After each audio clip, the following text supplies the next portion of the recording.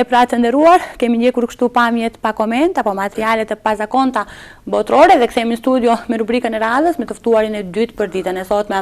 Është një privilegj dhe një kënaqësi që sot në emision të kemi një veprimtar të çështjes kombëtare, ish i burgosur politik dhe bir i dëshmorit Beqir Limani, ndërkaq gjithashtu është edhe nipi i Fazli Veliut, që ndryshe e njohim edhe si Daja. Vjen sot në emisionin e pasmëngjesit Fatmir Limani. Mirë se erdhët. Mirë se u gjeta. Falenderoj për ftesën dhe njëkohësisht mundësinë për të paraqitur në profilin ton të veprimtarisë dhe të gjithë asaj që quhet veprimtari bashkë me historinë ton, në rast se mund të quhet, cilën e kemi bërë ne. Po, faleminderit juve që na nderuat me prezencën. Ju lodhëm ndoshta pak për të ardhur deri në Tetov. Përpara se të flasim për veprimtarinë tuaj, do doja pak të ndalem në pika të shkurta, një letër njoftim të shkurtër në lidhje me biografinë tuaj.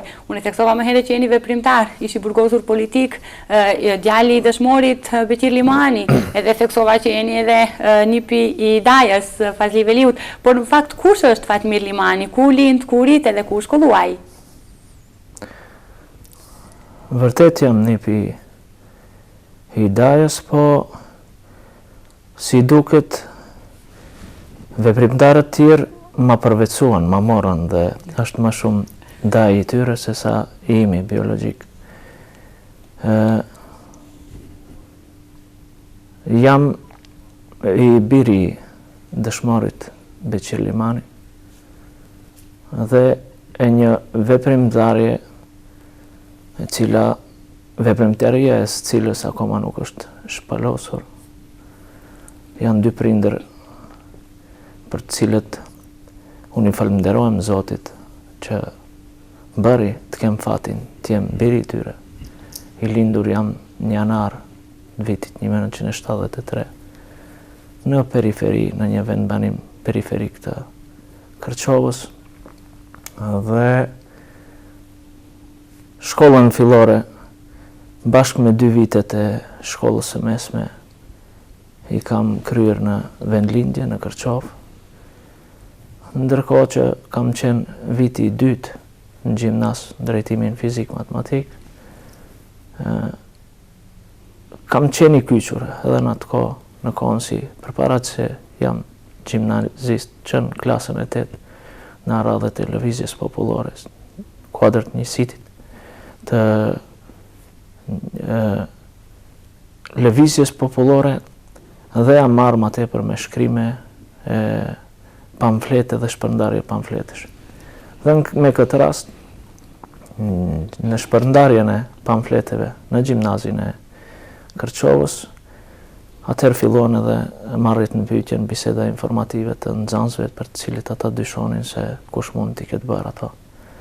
Nga kujdestari i atëhershëm ose kujdestarët e atëhershëm të klasave, do duhet të jepnin shpjegimin ato ose dyshimin se të cilët nxënës mund ta kishin bërë. Fat ose pa fati imi ishte që kujdestari im të kishte thënë atyre se unë mendoj ose dyshoj se Fatmiri mund t'i ketë bërë këta gjëra. Dhe nga këtu filloi procedura e para përjashtimit tim të më shikonin nga i kënd vështrimi se ky nuk është i përshtatshëm për këtë vend, dhe gjithë kjo rezultoi me përjashtimin tim nga shkolla. Njëkohësisht në atë kohë duhet cekur këtu se ne mbanjëm mësimin gjysmë të lëndëve në gjuhën maqedone, jo nga shkaku se nuk ishte profesor shqiptar, po politika ishte e atëhershme atill. Dhe më pastaj vijova gjimnazin në Prishtinë në drejtimin ekonomi, jo drejtim adekuat dhe i përzgjedhur i imi, po isha me vonesë dhe detyrimisht për mos me humbë vitin, duhet të regjistroj atë. Dhe më pastaj regjistrova, pas përfundimit të gjimnazit, kam regjistruar fakultetin në drejtimin e historisë, dhe mbani mend ju ose gjeneratat cilës i takoj ose i përkas unë, se në atë kohë u bë edhe mbyllja e Universitetit të Prishtinës, ku i gjithë procesi mësimor kaloi në mësimin në shtëpi private, kështu me radhë. Dhe në një rast duke shkuar për të u nënshtruar në provimet e afatit të parë. Atje ka patur post bloqe në Kaçanik, më përtej Hanit e Lezit, si gjithnjë ndalonin autobusat aty, i ndalonin policia aty, dhe gjatë një kontrolli rastisi që të ngjenë indeksin e Prishtinës dhe filluan ata pyetjet provokative, ku mësone, pse mësone, universiteti është i mbyllë. Dhe gjithë kjo përfundoi me shkyrjen e indeksit, autobusit i urdhëron që të vazhdonte rrugën, ndërkohë që mua me valigjen më thanë ktheu prapë për këtej. Ky ishte pak a shumë ajo pjesa e biografisë fillestare times. Pas kësaj periude, kalojmë në periudhën e studimeve. Dim që keni studiuar në Universitetin e Tetovës, nga viti 94 deri në 98. Mund ta përshkruani pak këtë periudhë? Në atë kohë, periudhën e vitit 94, si rezultati ngjarjes të cilën e përmenda me mbylljen e Universitetit të Prishtinës, lindi edhe nevoja për hapjen e një universiteti këtu. Kjo jo se lindi atëherë, kjo ka qenë nevojë e kahmoqshme për shqiptarët, po atëherë ishën pjekur mundësit. Dhe normalisht që është dashur një guxim nga profesorët, ashtu siç ka qenë edhe Fadili Sulejmani i Ndir, nga se ka patur edhe më herët atij profesorë të tjerë, të cilët kanë mund ta marrin këtë guxim, po ndihet se lindin një herë në 100 vite figurat të tilla të cilat kanë guximin për të bërë një hap të tillë të mashtor. Dhe në këtë kohë kam patur fatin të jem edhe studenti i parë, i gjeneratës parë, pranë Universitetit të Tetovës. Mbaj mend si sot provimin pranues ose në nshtrimin në provimin pranues e kemi bërë në zyrat e Partisë Popullore në atë kohë. Ne hapi dyert partia atëhershme, nga se nuk kishim edhe ambient edhe hapësira ku të mbajmë provimin. U jam nënshtruar 3 profesorëve shumë të nderuar për mua. Në atë kohë mbaj mend si sot edhe pyetjet edhe të gjitha. Ka qenë Masar Kodra, tani më i ndjer, Ali Vishko, gjithashtu tani më i ndjer, dhe Vebi Gjemaili, i cili është profesor universitar edhe sot. Këtu filloi procesi i quajtur i studentëve të parë pranë Universitetit të Tetovës. Mandej pasoi edhe ligjerata e parë, cilin e kemi mbajtur në Porroj, ashtu siç i themi shqipne, të Tetovës, në medresen e xhamisë së fshatit. Nuk ka qenë ligjerat e zakonshme, nga se ne kemi qenë në atë kohë të rrethuar nga njësitet policore ushtarake të atë kohë, të ndihmuar edhe nga Serbia, nga se këto nuk kishin takatin edhe fuqinë një ushtrie të mirëfillt, dhe gjithnjë kërkonin për raste të këtilla ndihma edhe nga si vëllezërit e këtyre pala serbe. Më pastaj vijuan edhe ligjeratat në për shtëpi private, në për garazhe të ndryshme, në për lokalet të cilat na i hapnjën popullata e pjesës, kryesisht pjesës Reqicës së vogël, dhe kushtet e atëhershme, në rast se mund të quhen kushte, cilat me përpjekje dhe përkushtim të madh të gurbetçarëve arrinin të na siguronin nga një bank dhe një karrike. Përveç kësaj dhe drasës zezë nuk kishëm tjetër ne në atë kohë. Krahas gjithë këtyre peripetive që keni hasur në gjatë kohës së studimeve, po të bënim, zoti Fatmir, një komparacion, do thoja, mes të kohës tuaj kur keni studiuar dhe kohës kur studentët studiojnë sot, cilat do të ishin ato dallime të mëdha dhe drastike mbi gjitha, por edhe ato ngjashmëri në mes të studentëve dikur dhe sot.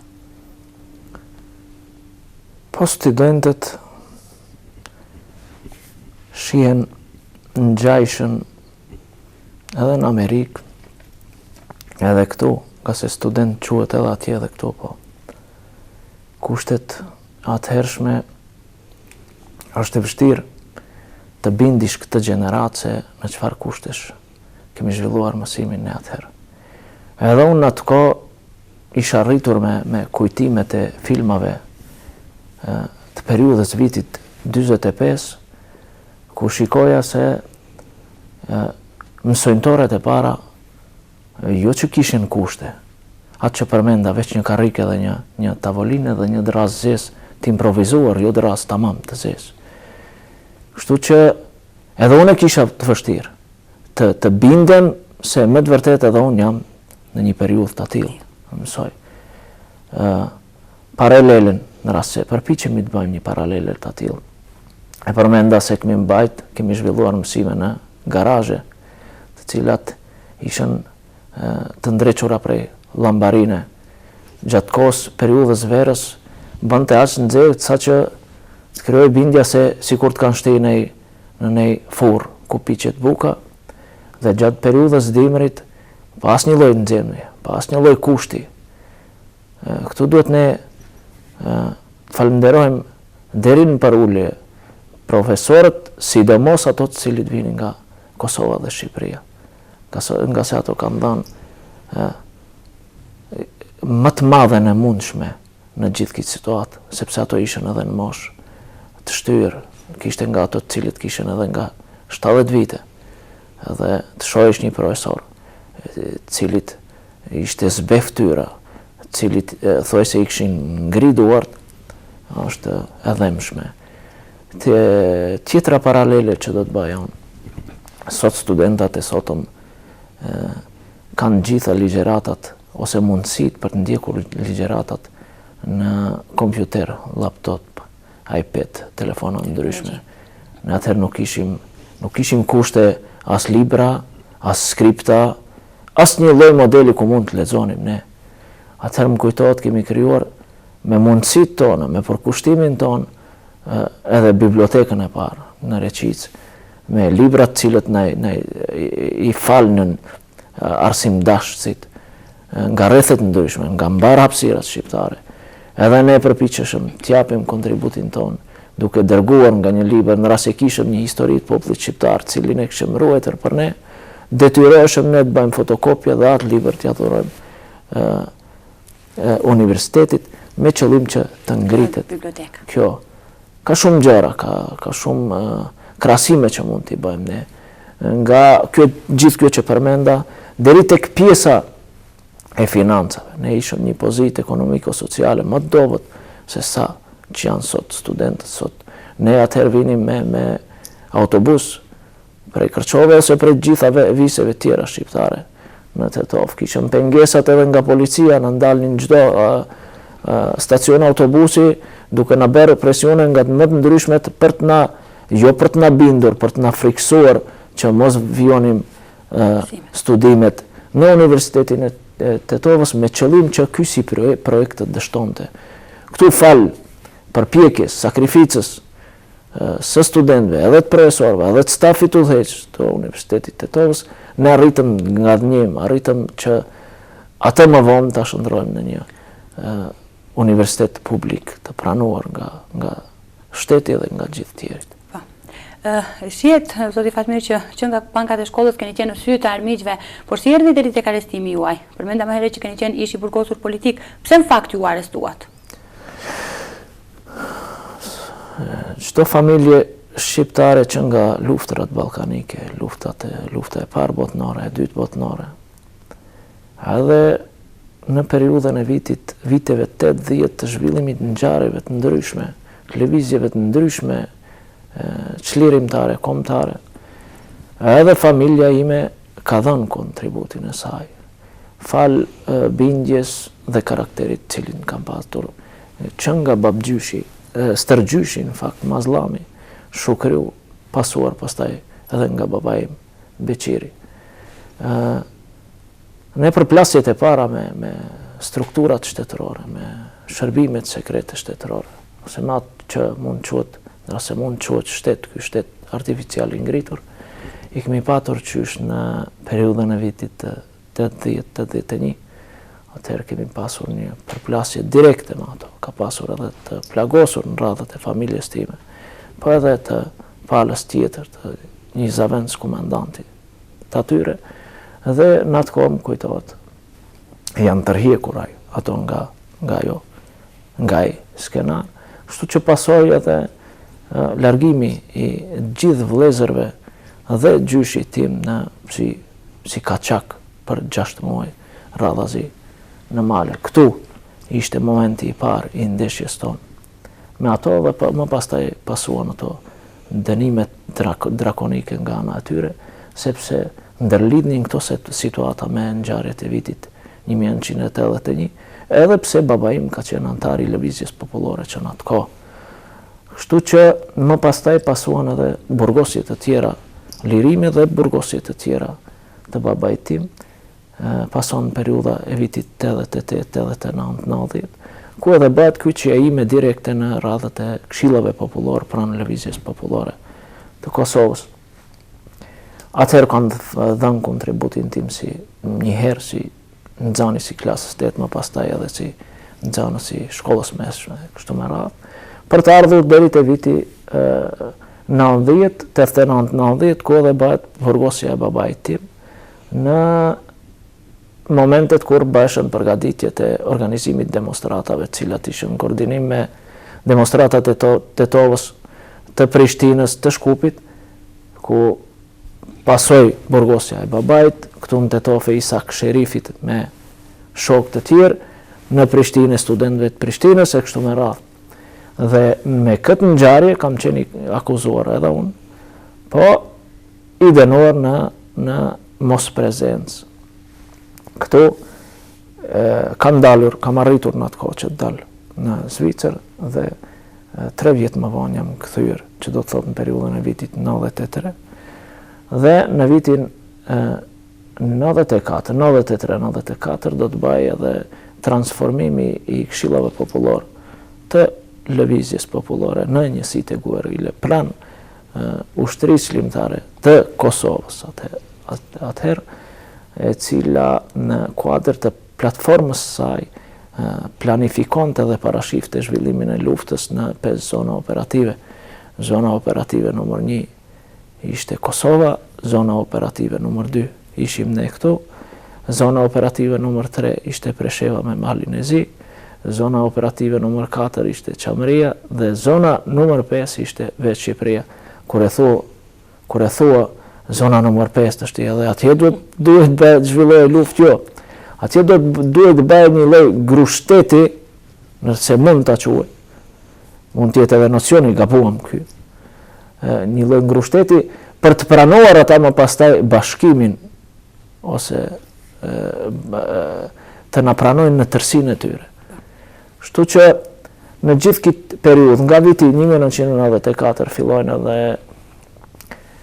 bartja e armatimit, ka se me themelimin e ushtrisë çlirimtare të Kosovës dhe njësiteve të para guerrile atëherë janë parapar, janë përgatitur edhe planet për organizimin e aksioneve të ndryshme në për stacione policore dhe në për objekte cilat kanë qenë me rëndësi të posaçme shtetërore. Të gjitha këto janë bërë në koordinim që nga Drenica, në Gjakova e deri në Prilep, Kumanov, Tetov, Kërçov. Dhe pas kësaj kuptohet atëherë isha edhe student i Universitetit të Tetovës, aty kam njohur edhe shumë shokë të cilët më pastaj u bën krah i veprimtarisë time. Aty kam njohur edhe Harun Aliun, të njohur si komandant kushtrimi, të cilit nofkun i kam falur unë me sugjerimin tim, me propozimin tim. Kam njohur Bekim Trollin, kam njohur Isak Sherifin, kam njohur Muhamet Ramadanin, i cili ka qenë më pastaj edhe në procesin e gjykimit edhe dënimit me rastin e bombahedhësve të Kërçovës. Dhe shumë shok të tjerë, të cilët u bën pjesë e gjithë kësaj veprimtarie e cila na solli më pastaj deri te lufta e vitit 2001, por arsyet për prangosjen, burgosjen time, akuzimin për terrorizëm kanë qenë të gjitha këto që përmenda, nga se me një rast kur është burgosur rastësisht Harun Aliu në Kërçov bashkë me Adem Karagën, u është gjetur atyre një armë, dhe më pastaj pas lirimit të tyre, Haruni vazhdon të shkojë në Shkup, të takoj familjen e tij me sugjerimin tim, me qëllim që pastaj ta përcjell për në Shqipëri dhe hajtë merret më tepër me furnizimin, me armatim deri në kufi, e unë bëj shpërndarjen këtu dhe planifikimin e sistemimit, e aksioneve të tjera me radhë dhe para përgatitjes luftës këtueshme. Pasi kam dërguar ata atje, ndigjuam bashkë me ata telefonat se ka rënë në burg Qemal Shaqiri, tani më dëshmor, cilin e kam njohur edhe atë këtu në Tetov, nga se ishte në garnizonin të bërë shërbimin ushtarak në garnizonin e Tetovës, dhe ndigjuam se ka rënë ai Haki Hoxha, një veprimtar tjetër i cili tash nuk jeton më, dhe ishte në kërkim Bekim Trolli dhe shumë shok të tjerë. Kështu që këtu edhe filloi edhe ajo pjesa e pare, në tentativ pastaj për të nxjerrur, për të larguar nga vendi Bekim Trollin për në drejtim të Shqipërisë, jam arrestuar unë. Keni përmendur, kam hulumtuar në lidhje me biografinë tuaj dhe keni përmendur që nuk dëshironi të flisni shumë për veprimtarinë që ka kryer babai juaj, por më tepër për veprimtarët e tjerë të asaj kohe. Por unë do doja në përgjithësi të flasim pak për në lidhje me atletarët e asaj kohe, në cilën ka bërë pjesë edhe vetë dëshmori Beqir Limani. Babai im e përmenda që në fillim të emisionit shok të veprimtarisë që nga viti 80 deri në ditën e rënies ka patur nënën time. Për të pasuar më pastaj në vitin 89-90 të u bashkangjitem edhe unë.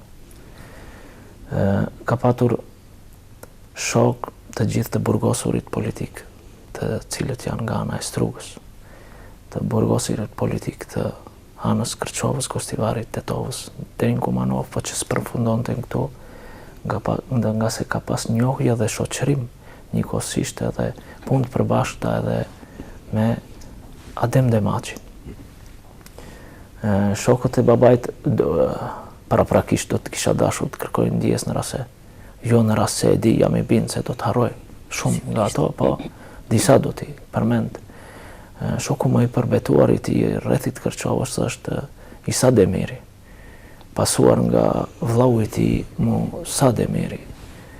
Ka patur shok njëkohësisht edhe mik Fazli Veliun. Ka patur shok dhe udhëheqës të tij Ali Ahmetin. Kur e them Ali Ahmetin shok dhe udhëheqës, qysh në atë kohë ka qenë Aliu i përcaktuar nga shtabi i përgjithshëm i ushtrisë shqiptare të Kosovës si njeriu i cili do të udhëhiqte proceset më të rëndësishme në Kosovë edhe këtu. Do të thotë u përcaktuar në sektorin e veçantë, udhëheqësi i sektorit veçantë, ku dihet se sektori i veçantë kishte të bëjë me luftën konkrete edhe atje edhe këtu. Ka patur shok Hazem Sylën, të njohur veprimtar, atletar, luftar i Kosovës. Ka patur shok, njohje dhe bashkëveprimtar Ramush Haradinaj. Ka patur shok Emrush Gjemailin. Familjen e njohur Tismet Jasharit bashkë me Gjem Jasharin. Ka patur shok veprimtarie Naser Veliun, i cili bie bashkë me në rrethana të pasqaruara deri më tani me Nuri Ezekën. Ka patur shok pafund, do të thotë të gjithë veprimtarët e lëvizjes popullore kanë qenë njëkohësisht shok ton, bashkëveprimtar ton, dhe me këto ne kemi vepruar si një trup, si një familje, bashkë me këto. Kështu që jo duhet një ose dy ose tre misione tëra. Unë do të pres që gjithë ato shok Ka qenë shok edhe Fatmir Brejshori, kanë qenë shok, ku e di unë, plot ka. Jo rastisht ta që ndoshta ndonjërin do e haronit? Me siguri që do t'i harojnë nga se ka edhe shok cilët nuk i njoh, në kuptimin e di pse nuk i njoh. Atëherë kur kemi bartur dhe armatimet, kur imi takuar njëri me tjetrin, ata kanë patur pseudonimet e tyre, jo emrat e tyre. Dhe me kohë pastaj për një periudhë 10 vjeçare ato kanë ndryshuar, sot duket ndryshe. Berat Luzha ka qenë njëri prej tyre cilin unë nuk e kam njohur më vonë, se ka qenë në kuadër të veprimtarisë tonë, jam takuar disa herë me atë. Kemi patur familjen Krasniqi, ato me Halim Krasniqin, ka pas shok veprimtari edhe mik Rushdi Veliun. Kështu që ka shumë është numri pafund i veprimtarëve, të cilët ato të pjesës Kosovës kanë vepruar këtu, në aksione të ndryshme me ne, bashkë me ne, dhe pjesë e antarëve tonë ose të njësiteve tonë kanë bashkëvepruar edhe në Kosovë. Kështu, zoti Fatmir, në talë nga dalë arritëm të viti 2001, do doja pak të ndalem më tepër në këtë drejtim.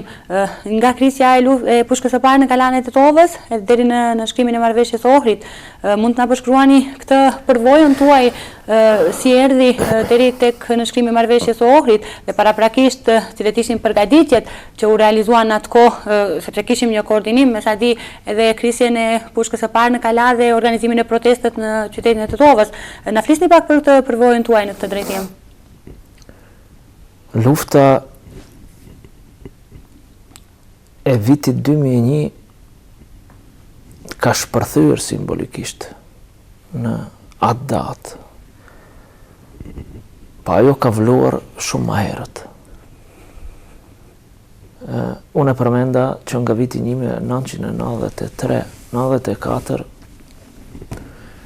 janë fillesat e para të krijimit një ushtrie të mirëfillt. Atëherë është bërë plani edhe i zhvillimit të kësaj lufte bazuar në zonat të cilat i kam përmendur,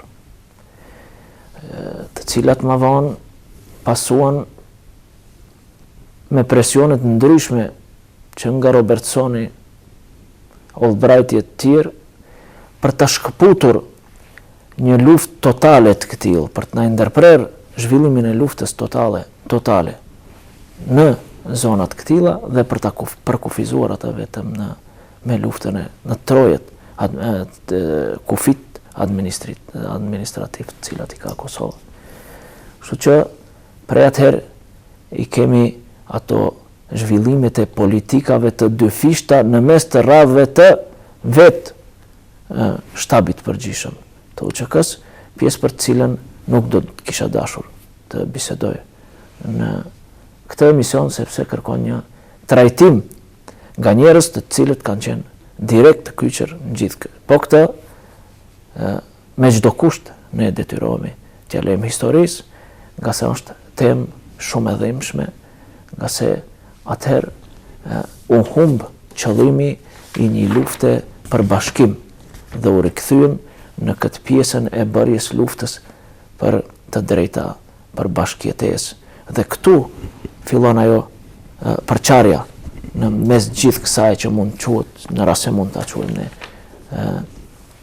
bashkëveprim në kuadër të lëvizjes popullore të Kosovës. Pas përfundimit të luftës Kosovës, ju kujtohet se ka patur momente kur edhe vetë Ismail Kadareja ka thonë për zhvillimet e ngjarjeve këtu. Kjo është një thik pas shpine për Kosovën. Udhëheqësi atëhershëm, Aliu, ka qenë në presion edhe të faktorit ndërkombëtar, po edhe të faktorit kombëtar, të këtushëm edhe të faktorit ndërkombëtar.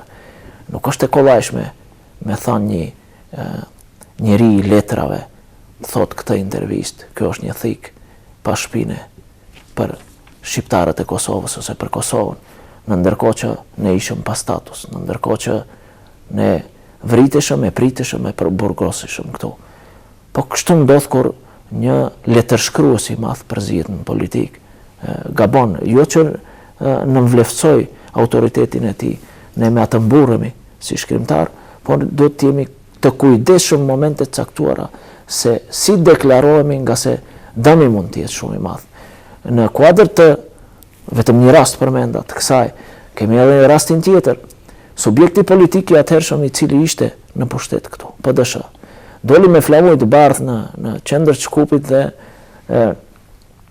mbajti një lloj demonstrate, jo një lloj tubimi për të bindur faktorin ndërkombëtar se këto janë kooperativ me faktorët ndërkombëtar dhe shqiptarët e këtueshëm se çështja e statusit shqiptarëve nuk duhet zgjidhet me mjete luftarake. Edhe pse me gjitha mjetet tjera politike kishën shfrytzuar, ishin akumuluar gjitha këto. Do të thotë edhe ky është një rast tjetër, një pengesë tjetër. Pasuar pastaj edhe nga deklaratet e ndryshme të Robertsonit, gjithë funksionarëve tjerë evropianë e botëror, edhe të NATO-s, të cilit u banin presion edhe udhëheqësve të Shqipërisë, edhe të Kosovës për të nënshkruar një lloj vendimi se duhet të përfundojë ose të parandalohet lufta e këtueshme, në ndërkohë që e di mirë në atë kohë ka qenë Ramush Haradinaj në Kosovë kryeministër, ndërkohë që Davut Haradinaj zhvillonte luftën në Kumanov, në pjesën e Kumanovës, në pjesën e Karadakut. Kështu që kur ngritet ose detyrohet edhe vllau të nënshkruajë një marrëveshje kundër vllaut të tij, s'kemi se ç'presim tjetër. Ne kemi qenë ose faktori i atëhershëm politik i shtabit përgjithshëm të ushtrisë shqiptare të Kosovës, të kombëtare, ka qenë i detyruar të pajtohet me një lloj statusi i cili më vonë ka pasuar me marrëveshjen Kornis, e cila quhet marrëveshja e Ohrit, të ndërlidhe me pyetjen. Është e vërtetë se njësitet e atëhershme të UÇK-s kanë operuar edhe në teren, por edhe në Kala. Dhe kjo ka qenë një lloj simbolike ose ndërlidhje në mes të grupave, formacioneve cilat kanë qenë atje edhe cilat kanë qenë të infiltruara mrena për mrena. Po, në rast se i shohim njerëzit, figurat cilët kanë bajt fjalimet në atë tubim, do të shohim që më pastaj ato kanë qenë të lidhur direkt me ushtrinë qëllimtare kombëtare. Po, përmendëm marrëveshjen e Ohrit, edhe qëllim ka qenë në marrëveshjen e Ohrit që të ndryshohet statusi juridiko-kushtetues. Sa ju jeni të kënaqur me këto ndryshime deri më tani? Ne dim mirë se në nënshkrimin e parë të marrëveshjes së parë, nga se marrëveshja e Ohrit pason edhe ndryshimet e saj pastaj me kohë. Në nënshkrimin e parë, në rast se u kujtohet, formulimi i vetë preambullës ka qenë i këtill, në rast se nuk gaboj. Ky vend, ky shtet, i është i shqiptarëve dhe maqedonëve, dhe anasjelltas i maqedonëve dhe shqiptarëve, dhe popujve, ose pakicave tjera që janë në këtë vend. Përpara se krijohet subjekti i ri i dalur nga lufta i BDI-s, ky lloj preambulle pëson edhe ndryshimin e parë në parlament, nga deputetët e atëhershëm të PD-s-s, edhe deputetët tjerë PPD-s, nuk e di të cilave subjekte tjera kanë qenë në parlament, ku më pastaj nga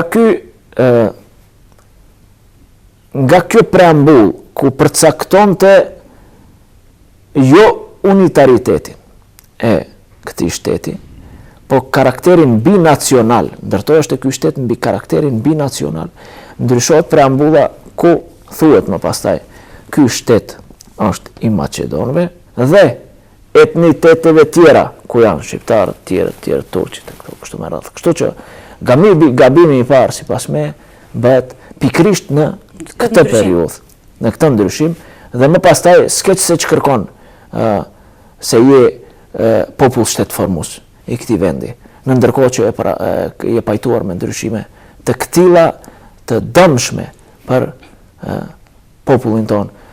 Në kuadër të kësaj, në frymën e kësaj, në frymën e këtij gabimi, është bërë edhe prishja e Këshillit atëhershëm koordinues. Ju kujtohet, në rast se kujtohet, ishte një iniciativë shumë e mbarë, shumë fisnike, shumë e kapshme dhe shumë popullore, shumë e kërkuar nga populli jonë.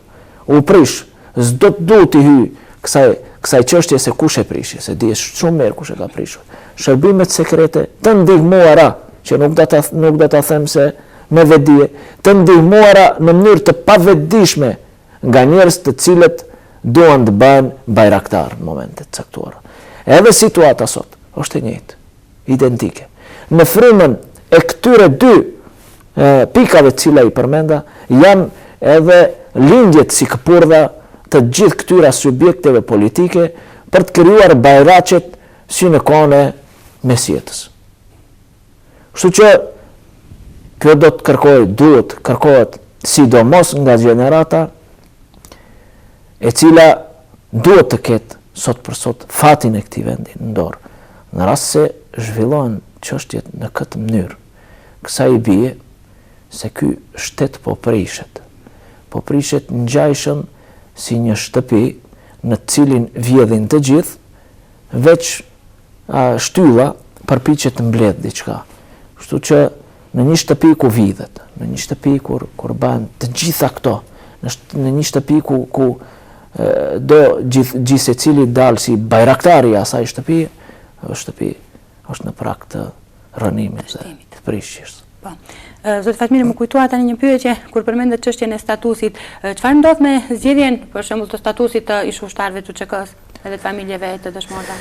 Unë jam antar familje dëshmore.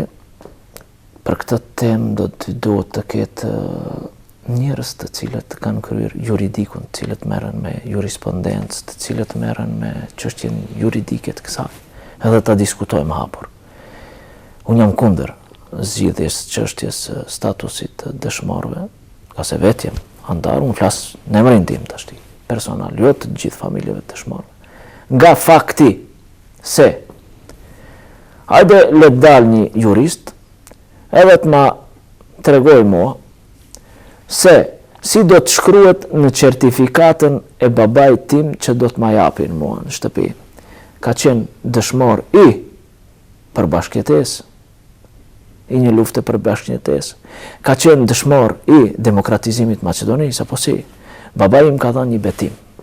Betimi i babait tim ka qenë se lëshoj pushkën derisa të bahen bashk të gjithë trojet shqiptare. Kështu që unë s'pranoj asnjë lloj statusi tjetër që t'i jepet ose vendimi, ose certifikate, ose grade, ose babait tim si dëshmor. Mendoj dhe ndaj mendimin se të gjitha familjet e dëshmorëve kanë këtë mendim. Unë nuk do ta kisha pranuar një certifikat këtill ashtu siç do ta pranojnë një edhe të tjerët. Ne filloi lufta për bashkim këtu, po nuk arriti të realizohet. Filloi lufta mbi bazat një betimi tjetër, po nuk arriti të realizohet mbi bazat e atij betimi. Dhe për këtë kemi hallet tash ne, pse s'mund të realizojmë këtë çështje shumë të ndjeshme nga e cila përpiqen të përfitojnë gjitha subjektet tjera. Me këtë lloj statusi ose kategorie në shoqërinë tonë s'guxon të luajnë politikanët. Hajde të dalim ne tulemi me cilin do kryetar të subjektit, i cili kërkon të zgjidhet çështja e statusit dëshmorëve, dhe ai të ma shpjegojë mua se në cilën mënyrë do ta zgjidh. Jo dalin sot me deklarata dhe thon, për rastin e Kumanovës. Unë thot do t'i lishoj rastit të Burgosit e rastit të Kumanovës. Pse si lishojmë të rastit Brodecit? Pse nuk më lishuan atëherë kur kam qenë në Burgon? Edhe atëherë kanë qenë struktura subjektesh politike. Po atëherë nuk i flisnin nënës time, atëherë nuk i kanë hap dyert nënës time. Atëherë kanë larguar edhe që kanë pranuar të bëjnë një kërkesë për të ardhur të më vizitojnë i Drizov. Kështu që deklaratat e këtilla janë jo të njerëzishme. Si pas me. Kalëm tani në atë pjesën tjetër. Sa merrni pjesë në për manifestimet kombëtare kushtuar pikërisht këtyre detarëve, dëshmorëve? Unë jam mishëruar me manifestimet e këtilla që nga familja. Babai im ka marrë pjesë në varrimin dhe gjitha ceremonitë e Fadil Vatës, veprimtarit njohur, athletarit njohur, dëshmorit atleut Fadil Vatës. Babai im ka marrë pjesë në ceremonitë e varrimit të Afrim Zhitis, ka qenë familjaruar me familjen Afrim Zhitis. Babai im ka marrë pjesë në ceremoninë e varrimit dhe në gjitha përvjetorët me gjithë familje, me gjithë nënën time, me shumë veprimtar tjerë të Naser Velu dhe të Nuri Zeka. Kështu që unë vetëm vazhdova hapat e tij nderuar. Unë që nga dalja nga burgu, njerëzit shpesh më quhen si njeriu I varreve, që te unë shkakton një lloj dhembje në rast se unë jam njeriu I varreve, ato të kujt janë? Janë njerëz apo s'janë njerëz? E përmendëm edhe çështjen e statusit të dëshmorët pak më herët. E përmendim njerëzit të cilët në asnjë moment nuk vijnë në asnjë përvjetor, shënim përvjetori për kujt I marr për këtë që po flasim.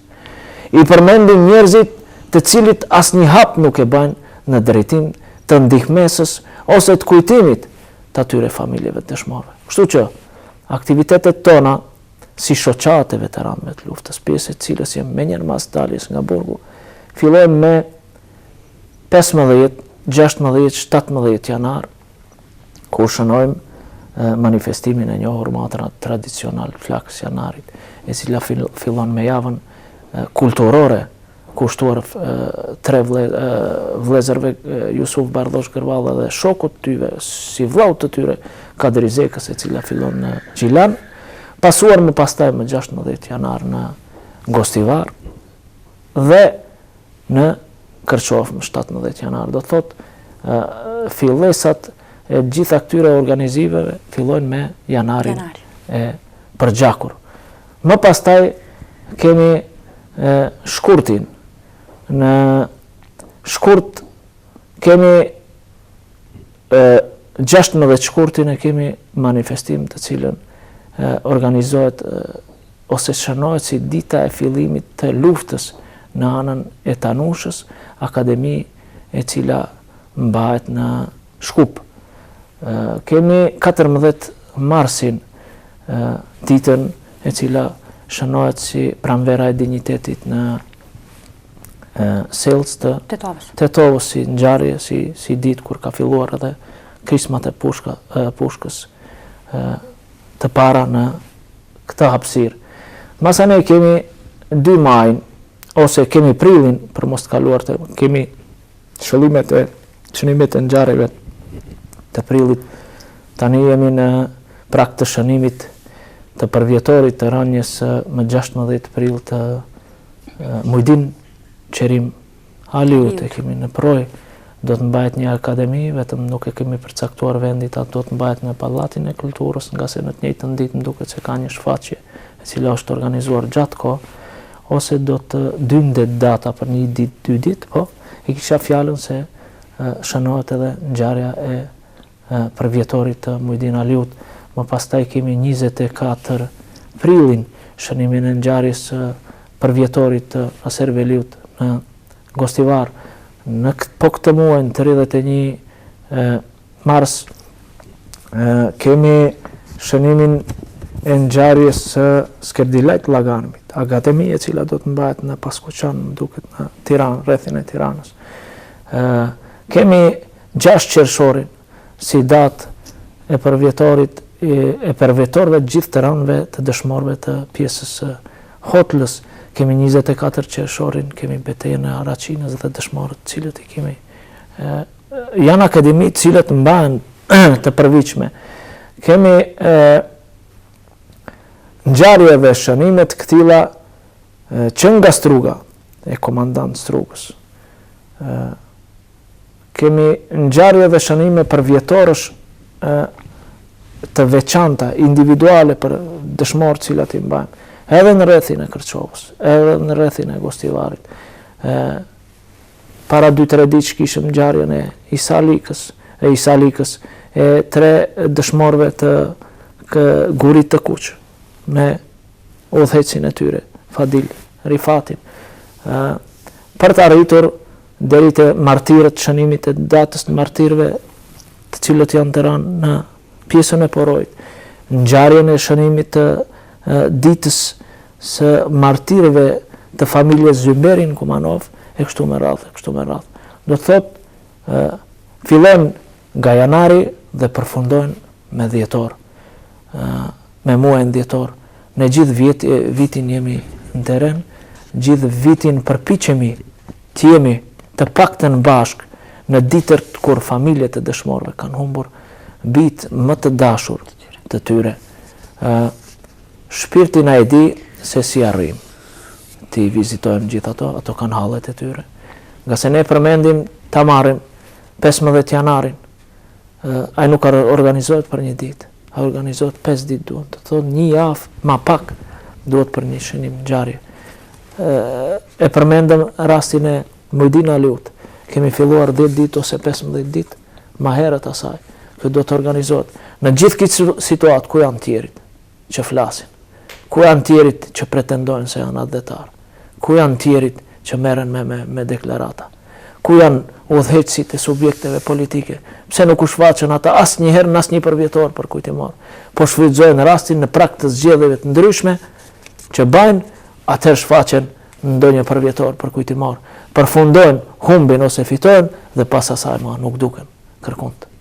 Po, tani do të pak të ndalem tek ajo që gjatë gjurmimeve për personalitetin tuaj kam rritur që merreni edhe me shkrime. Dhe pikërisht jeni marrë me shkrime gjatë kohës kur ju keni qenë burgosur në burgun e manastirit dhe të Rizovës. Kishim lutur të na flisni disa fjalë lidhje me shkrimet e juaja.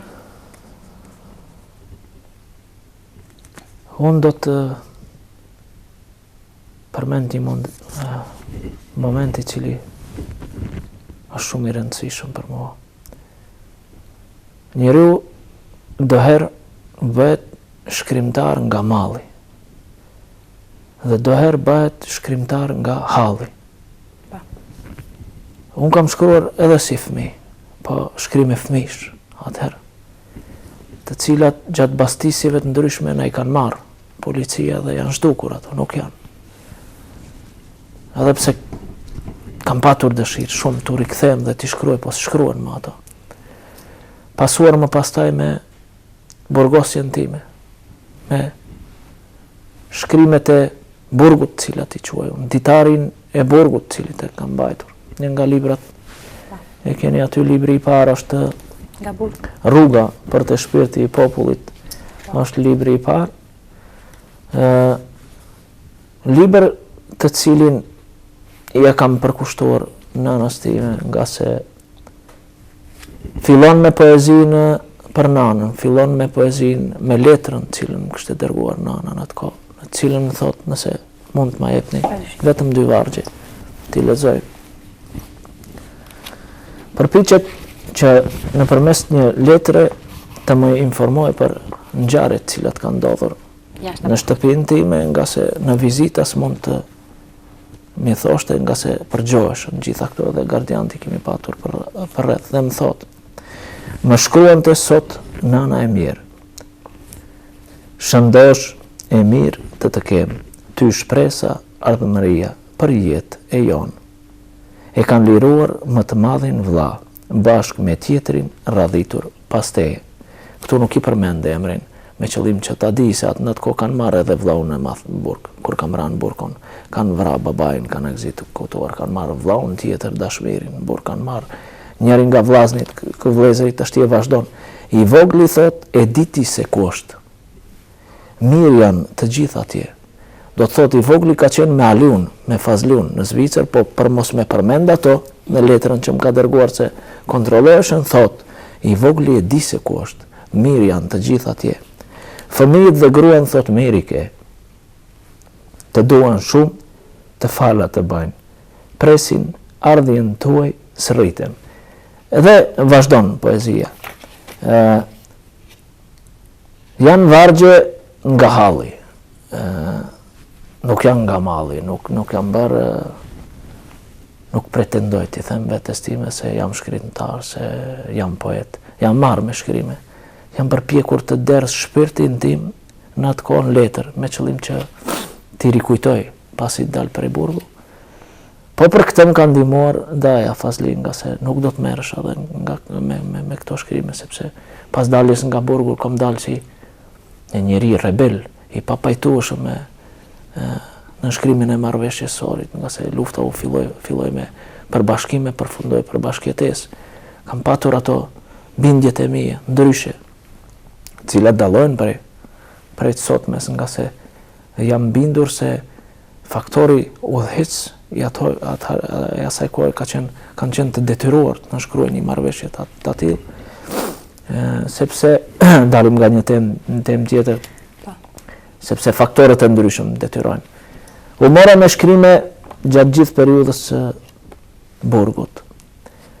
Ilegalisht i kam shkruar nga se më shqyenin. Ilegalisht i kam nxjerrë për jashtë nga se i shkyenin. Në atë kohë të burgut kam pasur edhe një telefon mrena, në aparat, një celular mrenda me cilin kam bajt lidhje direkte me Harunin edhe me Dajen Fazli, dhe një kohë, në një moment kam dëgjuar Aliun kur i kam thënë, përpara se fillon lufta këtu, më kujtohet shumë mirë, kur do të filloj te ne, i kam thënë. Më thot, edhe 6 muaj duhen për të filluar lufta këtu. Kështu që atëherë ishte ndjenja dhe emocioni më i mirë imi. Edhe pse e dija se mund mos dal gjallë prej burgu, po thash fal Zotit dhe fal kontributit gjithë këtyre njerëzve dhe të shokëve të cilët u bën karvan i veprimtarisë tonë, ne do të mrrijmë, ose ky popull do të mrrijë një ditë shoh deri të bardhë. Janë 2 libra të cilët kam botuar dhe kam një ditar burgu të pabotuar, kam një ditar mërgimi të pabotuar dhe një ditar tjetër të filluar i cili titullohet Në prak të pritjes së vdekjes. Kjo ka të bëjë me jetën time personale, nga se një vit më herët kam marrë edhe një lloj hemoterapie për 6 muaj dhe u përpoqa të shkruaj çfarë ndjenje mund të ketë njeriu kur pret vdekjen. Ç'mund të shkruaj, po s'arrita ta shkruaj, kam shkruar vetëm 20 faqe dhe kam ndaluar. Gjithashtu është edhe libri tjetër? Në librin tjetër ja kam përkushtuar babait tim. Titullohet Nga burgu në burg, nga se ditën e parë të lirimit nga burgu i Derisovës më kanë marrë një cops interviste ku më thanë, ma e menë si sot gazetari, si ndihesh pas lirimit nga burgu. Unë jam drejtuar me fjalët, sot lirohem nga një burg i vogël në një burg shtet të madh. Dhe me këtë do ta përmbyll këtë titullim të këtij libri, i cili brenda për brenda ka vargjet e tij, i cili shpjegon për gjitha momentet dhe situatat e pakënaqësitë e mia që kam patur edhe në lidhje me nënshkrimet e marrëveshjeve të ndryshme edhe situatat e ndryshme, kështu me radhë. Po, Zoti Limani, përpara se t'ju falenderojmë për prezencën, cila do të ishte porosia juaj për të pasur një shoqëri më të mirë edhe më cilësore mbi të gjitha? Ne do të jemi të vetëdijshëm se gjenerata pasuese është me mira herë më e aftë se ne. Kjo krahasuar me kushtet të cilat i kanë ato, të cilat i përmendëm më herët. Ne do të bëjmë vend atyre në mesin tonë. Të bëjmë vend jo detyrueshëm. Të bëjmë vend. Qysh në momentin kur Fatmiri ka ngeci ose probleme me kompjuterin. Qysh në atë moment kur i them vajzës time, për shembull Besës, hajde Besa se më është ngatruar, në filan vend kompjuteri. Qysh në atë moment që i lëshon asaj vendin ti, duhet të jesh i bindur ose të fillosh të bindesh se ai vend i takon asaj, nuk takon më aty. Kështu që mesazhi im për të rit të mësojnë me përkushtim, të ndjekin zhvillimet e ngjarjeve të popujve të përparuar, nga se koha e horrave do të përfundohet shumë shpejt. Do t'i faleminderit shumë që ndatë nga koha juaj për të qenë pjesë në emisionin tonë dhe faleminderit që na nderuat me prezencën tuaj. Ne dëshirojmë shëndet mbi gjitha dhe suksese në punën tuaj. Nder dhe respekt për ju edhe televizionin, cilin e përfaqësoni me dinjitet. Faleminderit. Pra të nderuar, në vazhdën e të ftuarve kishim një personalitet mjaft të shtuar, Fatmir Limanin. Vazhdoni dhe më tutje të qëndroni me ne, shkëputemi për blokun e radhës publicitar dhe kthehemi në studio për të bërë përmbylljen e emisionit. Pra vazhdoni të qëndroni me Pas Mëngjesit.